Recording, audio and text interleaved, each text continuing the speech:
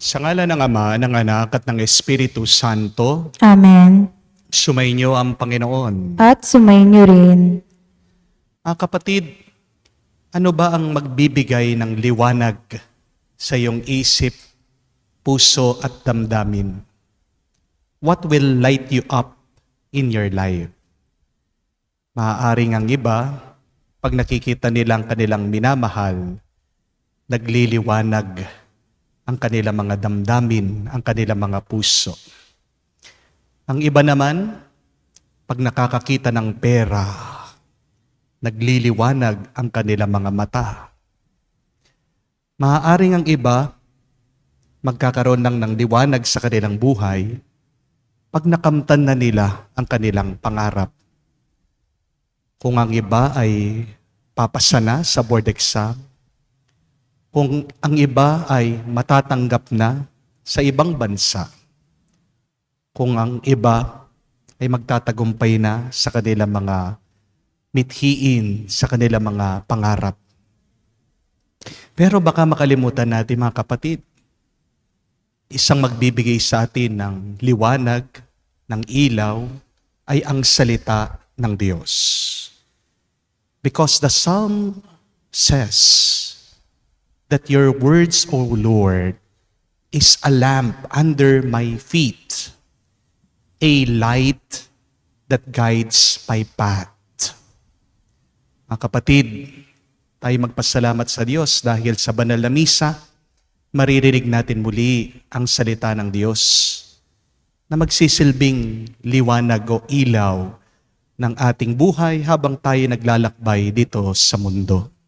Pagsisihan natin ang napakaraming beses na kung saan nakalimutan nating makinig sa Kanya at palagi na lang nating pinakikinggan ang masamang balita, ang paninira ng ibang tao na nagbibigay ng dilim sa ating mga kalooban. Inaamin ko Sa makapangyarihang Diyos at sa iyo mga kapatid, na lubha akong nagkasala sa isip, sa salita, sa gawa, at sa aking pagkukulang. Kaya isinasamo ko sa mahal na Birhen Maria, sa lahat ng mga anghel at mga banal, at sa inyo mga kapatid, na ako ipanalangin sa Panginoong ating Diyos. kaawaan tayo na makapangyarihang Diyos, patawarin tayo sa ating mga kasalanan, at patnubayan tayo sa buhay na walang hanggan. Amen. Panginoon, kaawaan mo kami. Panginoon, kaawaan mo kami. Kristo, kaawaan mo kami. Kristo, kaawaan mo kami. Panginoon, kaawaan mo kami. Panginoon, kaawaan mo kami. Manalangin tayo. Ama naming makapangyarihan, itaguyod mo ang aming ginampanan, alinsunod sa iyong kalooban, upang sa ngalan ng anak mong mahal, kami maging marapat magkaroon ng karagdagan sa aming paggawa ng mga kabutihan sa pamamagitan ni Jesucristo kasama ng Espiritu Santo, magpa sa walang hanggan. Amen.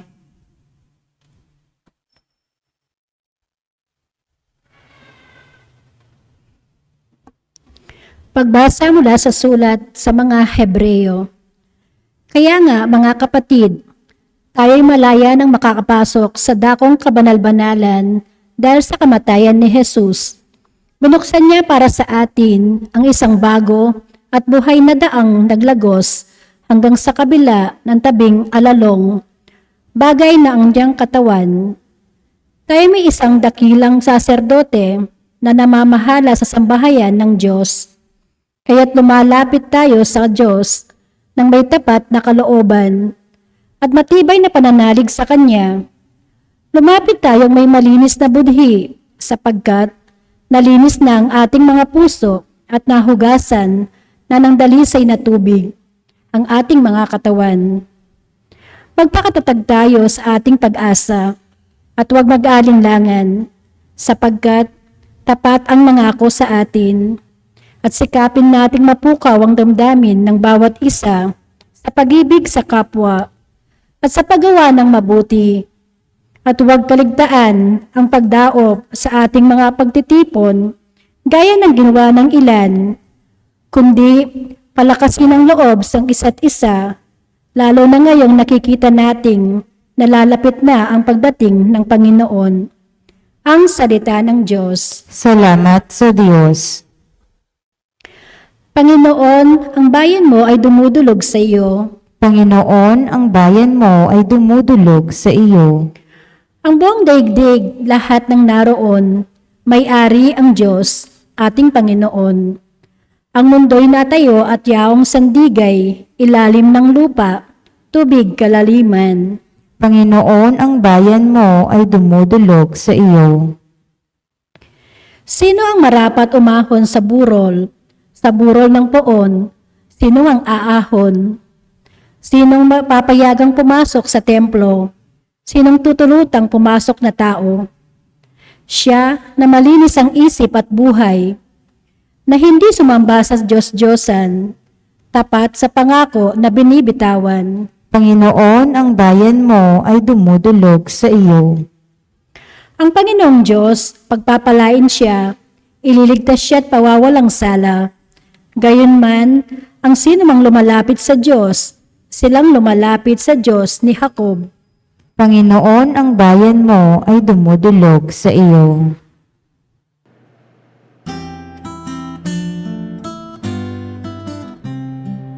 Alleluia, alleluia, alleluia, alleluia, alleluia, alleluia, alleluia, alleluia, alleluia, alleluia, alleluia, alleluia. Ang salita mo'y liwanag, tanglaw sa aking paglakad, sa paghahakbang sa iyong landas. Aleluya, aleluya. Sumainyo ang Panginoon. At sumainyo rin. Ang mabuting balita ng Panginoon ayon kay San Marcos. Papuri sa iyo, Panginoon. Noong panong yun, sinabi ni Jesus sa mga tao, "Sinisindihan ba ang ilawan para itago sa ilalim ng takalan? O kaya'y sa ilalim ng higaan? Hindi ba upang ilagay sa talagang patungan? Walang natatago na di malalantad at lihim na di mabubunyag. Ang may pandinig ay makinig." At dinugtong pa ni Jesus, "Unawain ninyong mabuti ang inyong naririnig. Ang panukat na ginamit nyo ay siya ring gagamitin sa inyo ng Diyos. At higit pa, sapagkat ang mayroon ay bibigyan pa, ngunit ang wala, kahit ang kakaunting nasa kanya, ay kukunin pa." Mga kapatid, ang mabuting balita ng ating Panginoon. Pinupuri ka namin, Panginoong Hesukristo. Magandang araw po muli sa inyong lahat. There is this beautiful saying that goes, "What enters one's mouth may hurt one person, but what enters one's ears can destroy families, friendships, and trust." Ang ganda po, no? Totoo naman po, ang nakakasira sa katawan ay kapag may pumasok na marumi sa iyong bibig. Pero ang nakakasira naman sa samahan ay kapag hinahayaan natin na may pumasok na masama sa ating mga tenga. Kaya nga po pinapaalala sa atin ng ating Panginoong Hesukristo, "Be careful with what you hear." Mag-ingat kayo sa inyong pakikinig. Unawain niyo ng mabuti kung ano ang inyong naririnig. Hindi naman po ibig sabihin na lahat ng ating naririnig ay dapat nating pakinggan. Kung paano pinipili dapat natin ang ating mga kinakain, dapat pihikan din tayo sa ating pakikinig. You have a poor health because you eat poorly. Amen? But you have a poor soul because you listen poorly. Ang kalusugan po ng katawan ay nagdidepende sa kung anong pinapasok natin sa ating mga bibig. Pero ang kalusugan naman ng iyong kaluluwa ay nag-uumpisa sa pinapasok mo sa iyong tenga. Kaya nga po, kailangan suriin natin ang mabuti. Ano ba ang ating mga pinakikinggan? Napakaliit lang po ng tenga, pero napakahalaga po nito. Hindi po ba? Kapag may problema ang iyong tenga, hindi ka makakatayo ng mabuti. Nahihilo ka, wala kang balanse. Tandaan nyo din po ito, mga kapatid, na sa pamamagitan ng iyong tenga, may ugnayan yan, may connection yan sa iyong puso. Our ears are the way to our hearts. Ang pintuan ng puso mo ay ang tenga mo. Tingnan niyo po, kung pagsasamahin niyo ang dalawang tenga, ano po ang magiging korte? Ano magiging itsura? Isa pong puso. Hindi po ba? You get two ears. You form them together. Put them together. It takes the form of a heart. At kung titignan nyo lang po yung spelling ng heart, spell heart, H-E-A-R-T, doon po sa pinakagitna niyan, makikita nyo yung salitang ear. Pansin niyo po yun? Yan po ang dahilan bakit pinag-iingat tayo ng Diyos sa ating pakikinig. Dahil pintuan ng puso ang tenga ng tao. At kapag ang puso ay napuno, siguradong lalabas yan, aapaw yan sa ating pananalita. Yan din po ang turo ni Jesus, hindi po ba? Out of the fullness of one's heart, does the mouth speaks. Ano man ang lumalabas sa iyong bibig, nagmumula dito sa puso. At kung ano man ang iyong sinasabi, minsan magtutuloy-tuloy yan makikita sa iyong pamumuhay. Our words becomes our actions. Kaya nga po kung gusto niyong maging mabuti ang iyong buhay, nag-uumpisa yan sa mabuti mong pakikinig. At kung makikinig ka lang palagi sa mabuti, a good life starts by listening well and by listening to good things. Magsimula po nung ako'y nag-social media na, meron po akong isang rule. Ano po yun? Hindi po ako nagbabasa o nakikinig sa mga negatibong comment. Lalong-lalo na po yung mga comment na naninira lang. Magkaiba po yung negative comment sa constructive criticism. Tandaan niyo po. Ang negative comment, gusto lang yan ipakita na siyang marunong, siyang magaling, siyang tama. Alam na alam mo naman, mararamdaman mo doon sa comment na wala itong pagmamahal eh. Hindi po ba?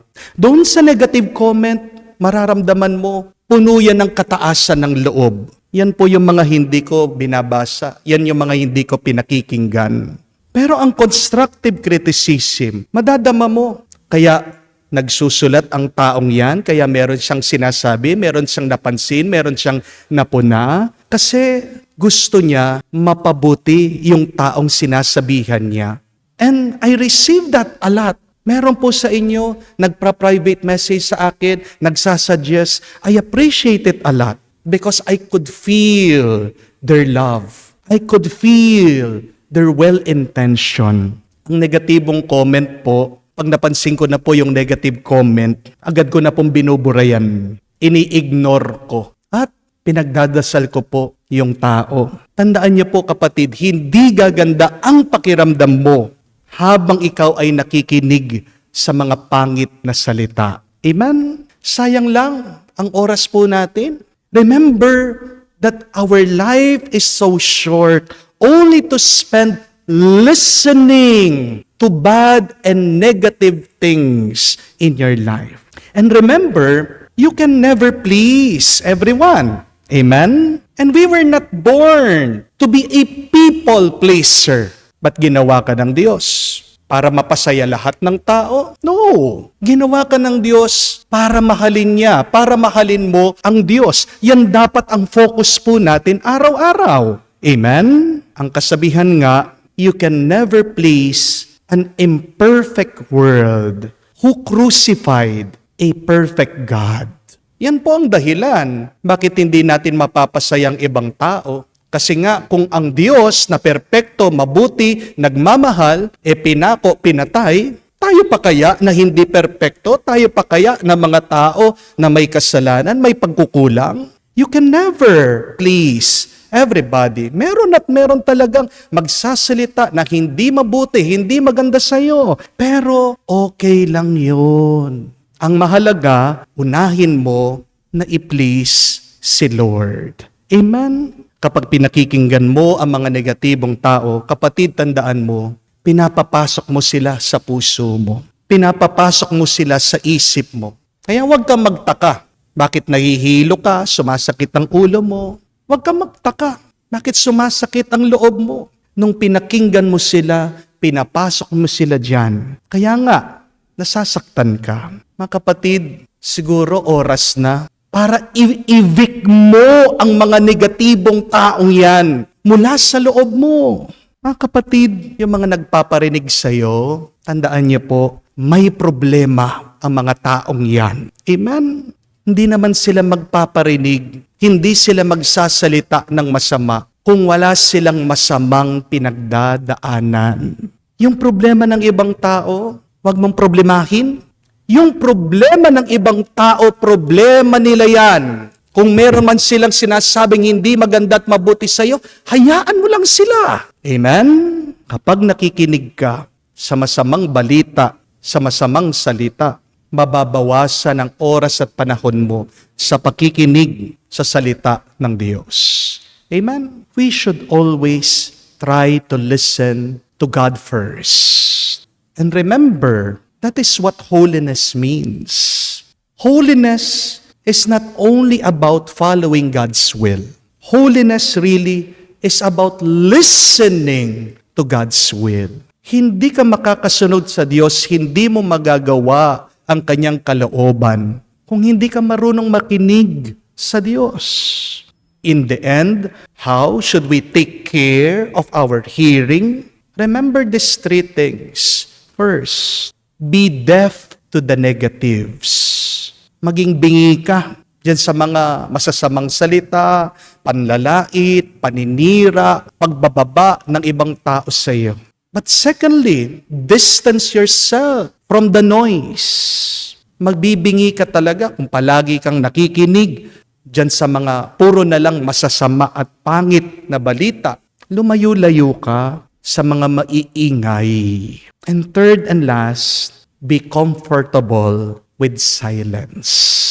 Mga kapatid, maging masaya ka sana sa katahimikan. Dahil ang salita ng Diyos ay nasa katahimikan. Remember, God's language is silence.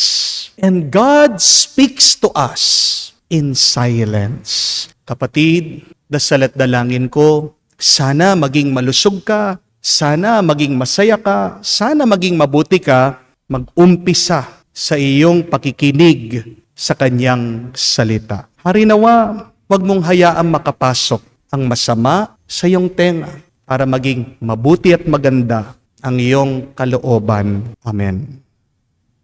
Tumayo po tayo. Manalangin tayo sa Diyos, Ama ng liwanag, upang maging tapat tayo sa ating bukasyon na maging ilaw ng sanlibutan. Ating sabihin, Panginoon, dinggin mo kami. Panginoon, dinggin mo kami.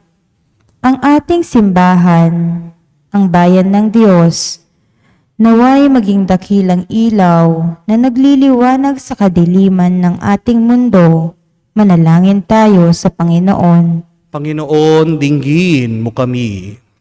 Ang mga pinuno ng daigdig, naway magbigay ng sinag ng pag-asa sa buhay ng mga naghihikaos at nangangailangan. Manalangin tayo sa Panginoon. Panginoon, dinggin mo kami.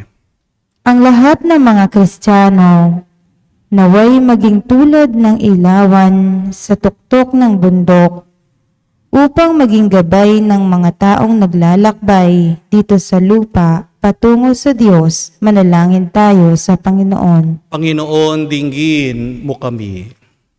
Sa katahimikan po ng ating puso, banggitin din natin sa Diyos ang ating mga personal na pangangailangan. Ama naming Diyos, bigyan mo kami ng bagong kamulatan at lakas upang maitalaga namin ang aming sarili sa paglilingkod sa aming mga kapatid, upang ang liwanag mo ang tumanglaw sa lahat. Hinihiling namin ito sa pamagitan ni Kristo, aming Panginoon. Amen.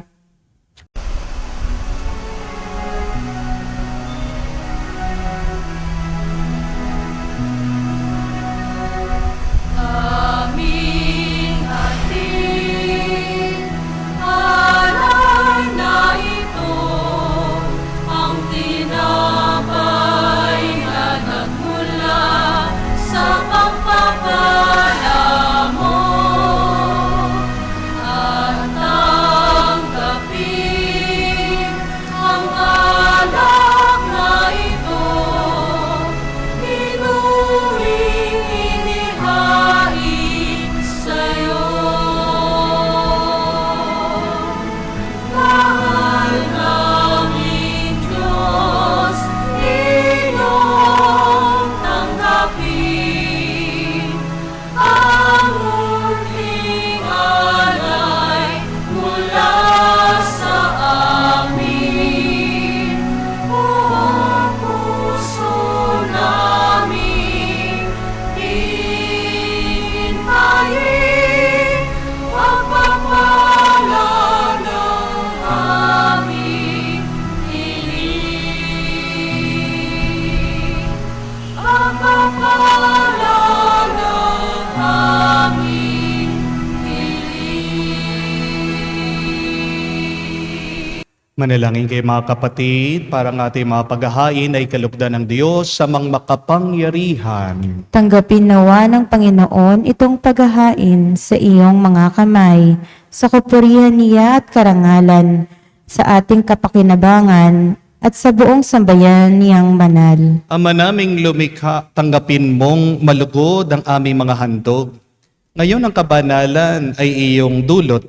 Kami sumasamo sa iyong lumuluhog upang kaligtasan iyo'y ipagkaloob.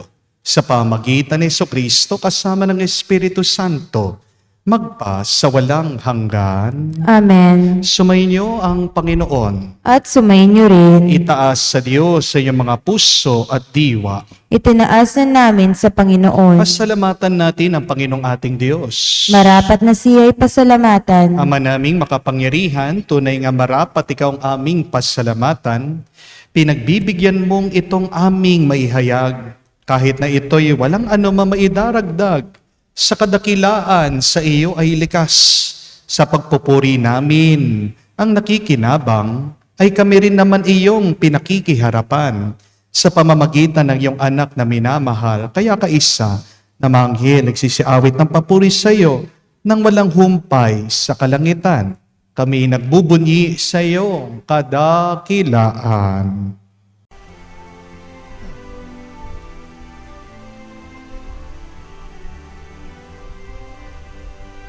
Santo, Santo, Santo, Panginoong Diyos ng mga hukbo, napupuno ang langit at lupa ng kadakilaan mo. Hosana, Hosana, sa kaitaasan, pinagpala ang naparirito sa ngalan ng Panginoon. Hosana, Hosana, sa kaitaasan. Hosana, Hosana, sa kaitaasan. Ama naming banal, ikaw ang bukal ng tanang kabanalan, kaya't sa pamagitan ng iyong Espiritu, gawin mong banal ang mga kaloob na ito, upang para sa amin maging katawan at dugo ng aming Panginoong Jesucristo.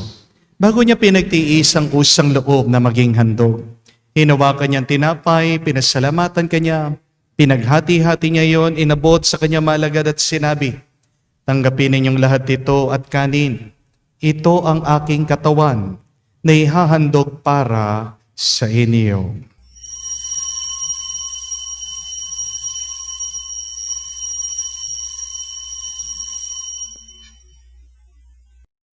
Gayon din naman nung matapos ang hapunan, hinawakan niyang kalis, muli kanyang pinasalamatan. Inabot niyang kalis sa kanyang malagad at sinabi, tanggapin ninyong lahat ito at inumin. Ito ang kalis ng aking dugo, ng bago at walang hanggang tipan. Ang aking dugo na ibubuhos para sa inyo at para sa lahat, sa pagpapatawad ng mga kasalanan.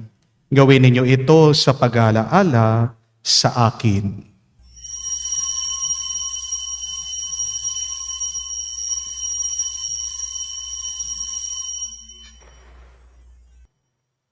Ang misteryo ng pananampalataya.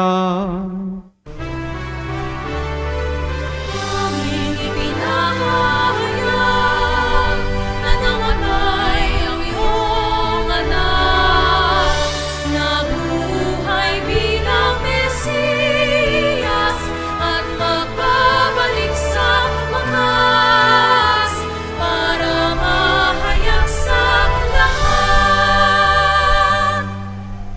Ang mga ginagawa namin ngayon ang pag-alaala sa pagkamatay muling pagkabuhay ng iyong anak.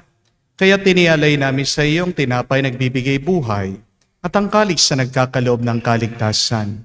Kami nagpapasalamat dahil kami yung minarapat na tumayo sa harap mo para maglingkod sa iyo.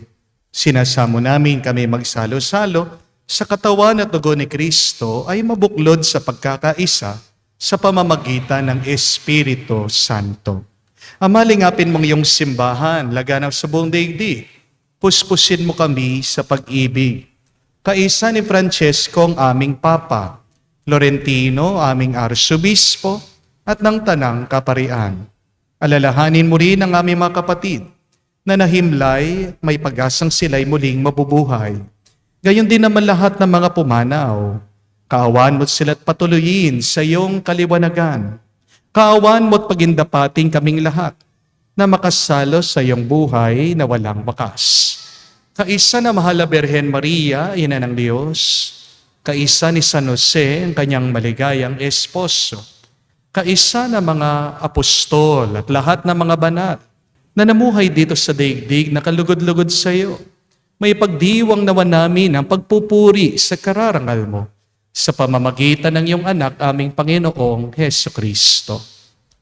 Sa pamamagitan ni Kristo, kasama niya at sa Kanya, ang lahat ng parangal at papuri ay sa iyo, Diyos Ama, makapangyarihan, kasama ng Espiritu Santo, magpasawalang hanggan.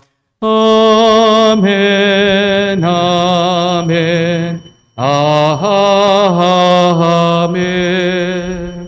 Sa nakakagaling na utos sa turo ni Jesus sa Panginoon natin na Diyos, ipahayag natin ang lakas loob.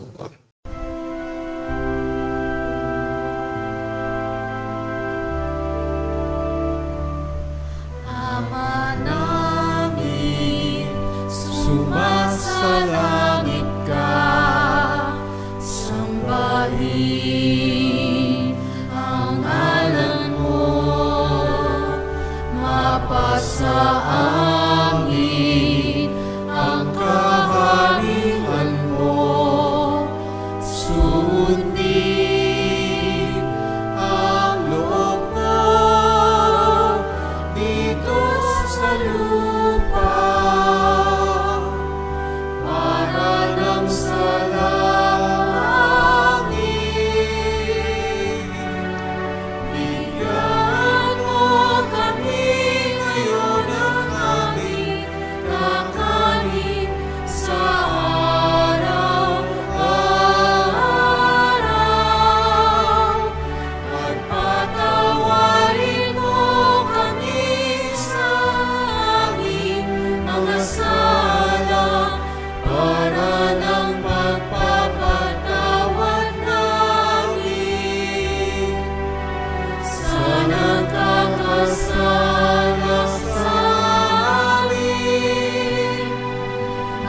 Huwag mo kaming ipahintulot sa tukso at iadya mo kami sa lahat ng masama. Hinihiling namin kami adya sa lahat na masama, pagkalooban ng kapayapaan araw-araw, ligtas sa kasalanan, ilayo sa lahat ng kapahamakan, samantalang aming pinanabikan ang dakilang araw ng pagpapahayag ng tagapagligtas naming si Heso Kristo. Sapagkat iyo ang kaharian at ang kapangyarihan at ang kapurihan magpakailanman. Amen. Panginoong Heso Kristo, sinabi mo sa iyong mga apostol, kapayapaan ang iniiwan ko sa inyo, ang aking kapayapaan binibigay ko sa inyo. Tunghayan mo ang aming pananampalataya at huwag ang aming pagkakasala. Pagkalooban mo kami ng kapayapaan at pagkakaisa ayon sa iyong kalooban, kasama ng Espiritu Santo, magpa sa walang hanggan. Amen. Kapayapaan ng Panginoon ay laging sumainyo. At sumainyo rin. Magbigayan po tayo ng kapayapaan sa bawat isa. Pisuin niyo po, kapayapaan po sa inyong lahat.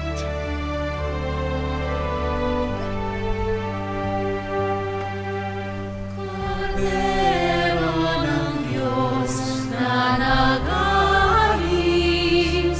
ng mga kasalanan ng sanlibutan, maawa ka sa amin.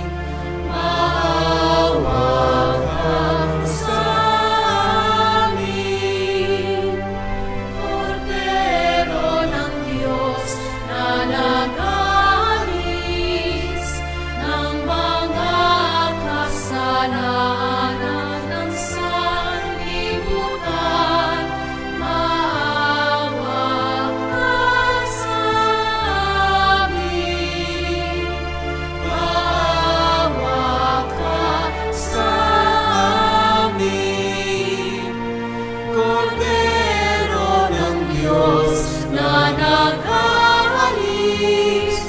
ng mga kasalanan ng sanlibutan, ipagkaloob mo sa amin ang kapayapaan.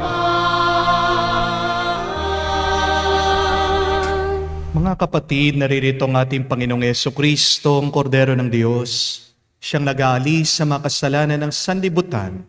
Mapalad tayong lumalapit sa piging ng Kordero. Panginoon, hindi ako karapat-dapat na magpatuloy sa iyo, ngunit sa isang salita mo lamang ay gagaling na ako. Panginoon,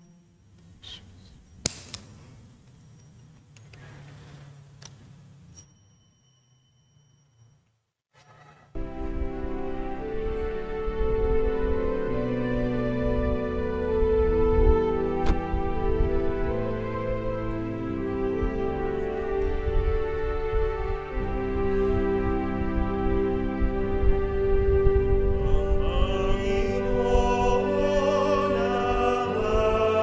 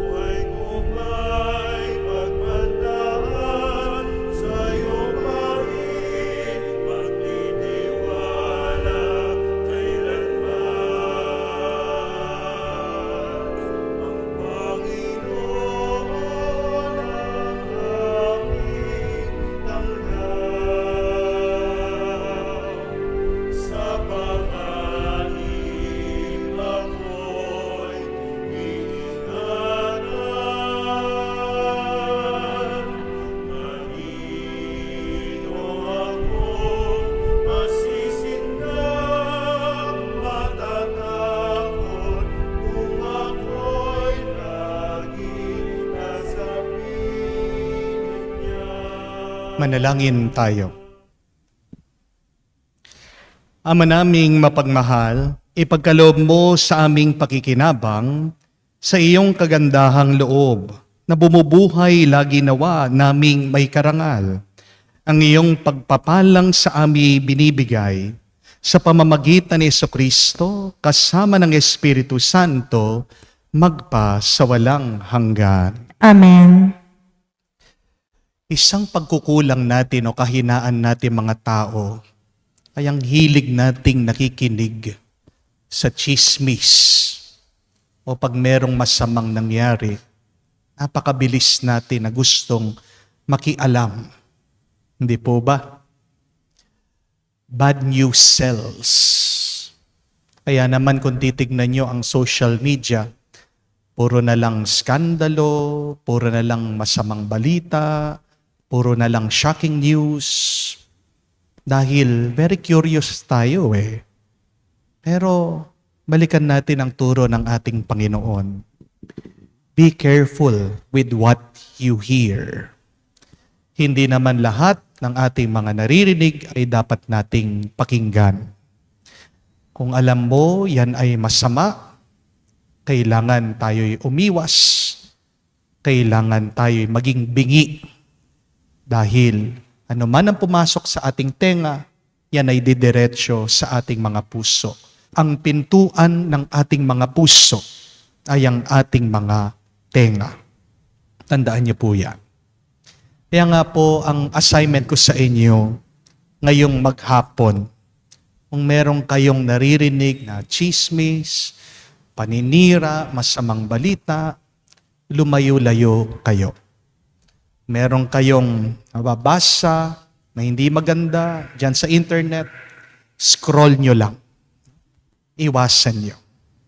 At bigyan nyo ng oras at panahon ang pananalangin. Manatili kayo sa katahimikan. Listen to God in silence. Pagtahimik ang iyong puso, malinis ang iyong puso, magiging tahimik at maganda din ang iyong buhay. Amen? Sumayin niyo ang Panginoon. At sumayin niyo rin. At kayo'y basbasan ng Diyos, makapangyarihan sa lahat, sa ngalan ng Ama, ng Anak, ng Espiritu Santo. Amen. Ang ating misa ay natapos na. Pumayo kayo sa kapayapaan ni Kristo. Salamat sa Diyos.